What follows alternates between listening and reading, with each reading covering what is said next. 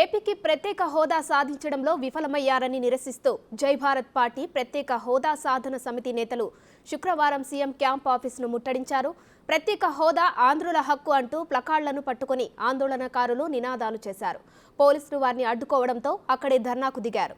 Camp office ముట్టడికి ప్రయత్నించిన CBI మాజీ జేడీ జై భారత్ పార్టీ అధ్యక్షుడు లక్ష్మీనారాయణ, ప్రత్యేక హోదా సాధన సమితి అధ్యక్షుడు చలసాని శ్రీనివాసరావులతో పాటు పలువురు నేతలను అరెస్టు చేశారు. అనంతరం వారిని మంగళగిరి పోలీస్ స్టేషన్కు తరలించారు. పోలీస్ స్టేషన్లో కూడా నేతలు ఆందోళన కొనసాగించారు.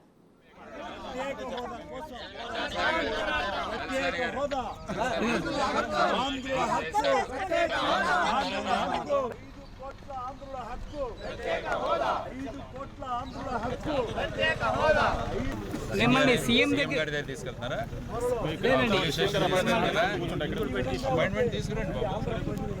అపాయింట్మెంట్ తీసుకురాకుండా ఇక్కడే కూర్చుంటారు. ప్రత్యేక హోదా కోసం పోరాడుతూనే ఉంటాము. డౌన్ డౌన్ జగన్ మొండి వైఖరి, down down down down Jagan మొండి. 5 కోట్ల ఆంధ్రుల హక్కు ప్రత్యేక హోదా, 5 కోట్ల ఆంధ్రుల హక్కు ప్రత్యేక హోదా, 5 కోట్ల